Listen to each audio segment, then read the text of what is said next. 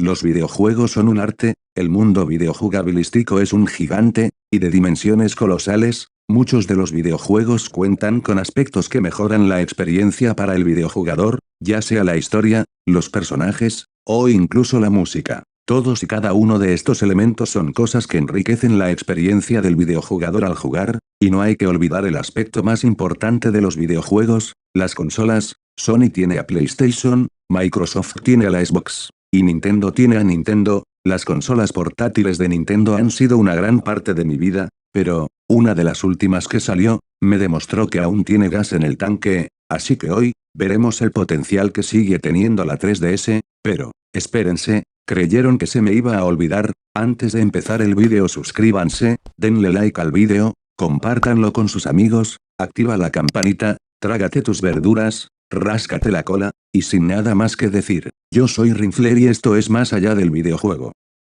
Connection terminated.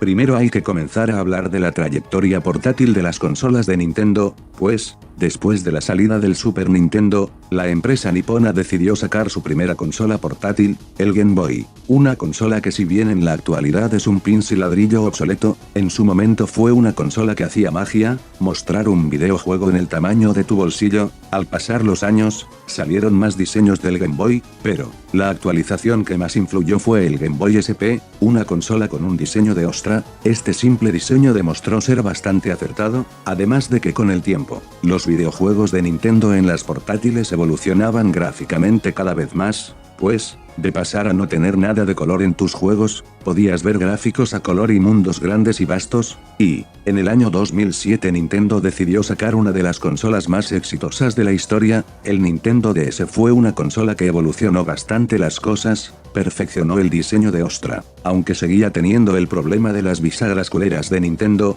Siento que finalmente fue aquí donde las consolas portátiles comenzaron a brillar en cuanto a potencia. Fue una consola buena, que añadía la pantalla táctil y la clásica plumilla que todos perdimos. Creo que el único problema de esta consola fue el hecho de que Nintendo ya tenía competencia en ese momento. Hablo de la PSP, una consola muchísimo más potente que la ostra menor de Nintendo. Aún así, en el 2011, un año que para su servidor significa mucho, salió la Nintendo 3DS, una actualización de la DS, que hasta el día en el que hago este video, ha vendido más de 7.749 millones de unidades, y significó mucho para las consolas portátiles, además de que tenía un costo de $250, bien cara la pinche consola, pero, ¿qué es lo que hace que esta consola sea tan mágica? Sus 10 años de historia siguen manteniéndola en lo alto.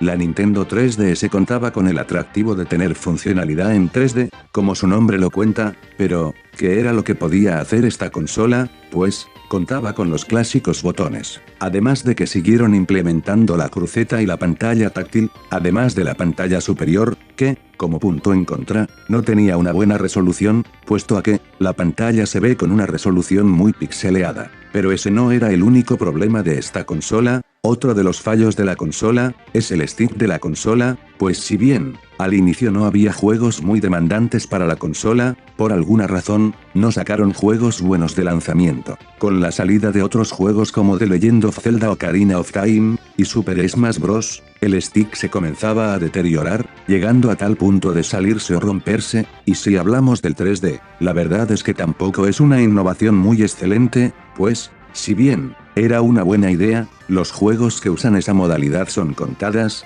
además de que después de un tiempo, el 3D comenzaba a marearte, pero hey, no todas las cosas son malas, pues, una modalidad que si fue bien usada, es la inclusión del giroscopio, pues, juegos como el ya anteriormente mencionado, Ocarina of Time, debido a que podemos apuntar con el giroscopio, y tiempo después con las nuevas reediciones de la 3DS, la consola se hizo compatible con los Amiibos. Si bien la consola no es la que más innovaciones que han hecho, las pocas innovaciones que tuvo, fueron unas que revolucionaron a las consolas más importantes. Otro pequeño detalle del que debo de hablar, es que la consola original es muy primitiva si la comparamos con las posteriores reediciones que salieron, pero, aquí le doy un visto medio.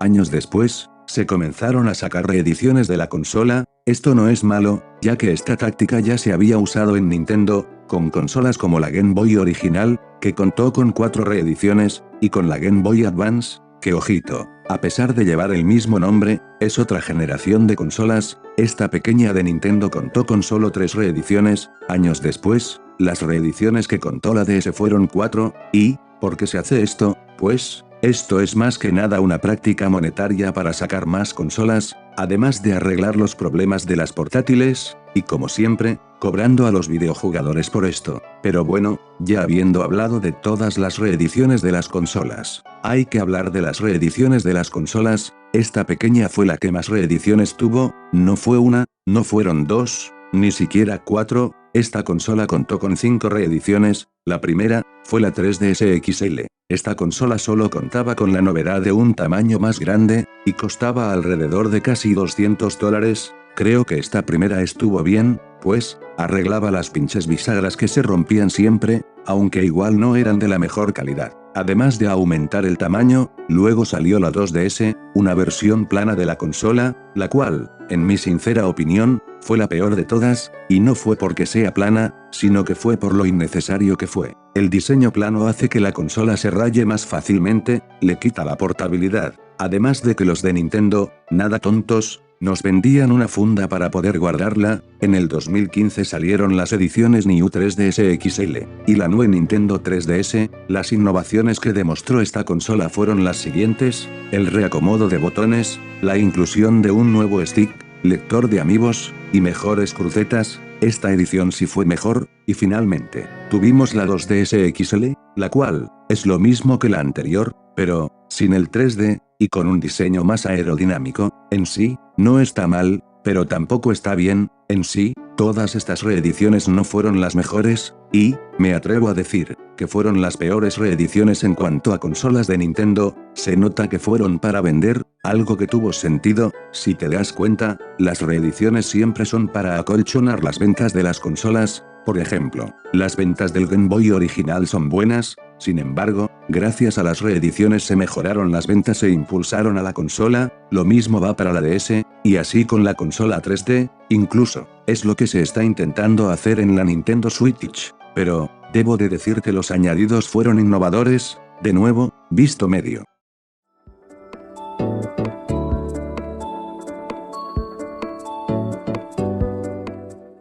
El catálogo de la 3DS es posiblemente uno de sus puntos más fuertes, comenzando con Mario, que obtuvo un juego 3D, el cual, fue el único que aprovechó la mecánica 3D, además de contar con New Super Mario Bros. 2. Zelda fue a quien mejor le fue, contó con los 2 remakes de los originales del Nintendo 64, además de contar con otros 2 juegos que no fueron tan buenos, pero, Pokémon no se queda para nada fuera del mapa. Pokémon X y Y fueron de los primeros. Mundo Misterioso también, e incluso, los chinos lograron sacar 2 generaciones de Pokémon en una misma consola. Pokémon Sol y Luna fueron la generación más infravalorada de los videojuegos de Pokémon, y no olvidemos al Smash de 3DS. Un excelente catálogo en sí. Los juegos originales de la consola también fueron buenos, pero las entregas principales de Nintendo se llevaron de calle a la consola. Aquí sí, punto extra en la materia.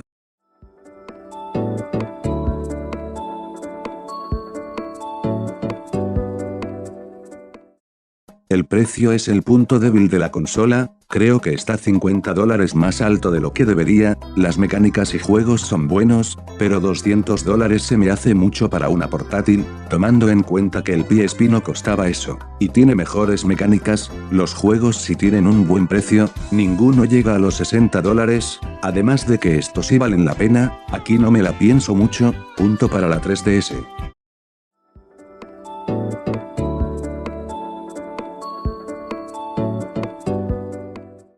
en la actualidad la consola tiene un punto muy fuerte, la piratería, así es. Las consolas de Nintendo siempre han sido famosas por el mundo del hackeo de consolas, piratearla es difícil, pero una vez que la hackeas, tienes una obra maestra en tus manos. Primero está lo obvio, tienes todo el catálogo de la 3DS para ti, pero eso no es todo, pues también cuentas con juegos del Game Boy Advance, Game Boy Original, Game Boy Color, Nintendo DS, algunos juegos del PlayStation 1, y, la mejor parte, es que algunos usuarios han hecho ports de juegos del Sega Genesis, de PlayStation 2, y algunos de PS, tal cual como Five Nights at Freddy's. Y siguiendo con las buenas noticias, si no quieres andar descargando los juegos en tu computadora, puedes descargarlos mediante códigos QRs, lo que facilita las descargar y la distribución de los juegos. Gracias a la piratería la consola revivió y demostró la potencia de la consola, otra vez, punto extra.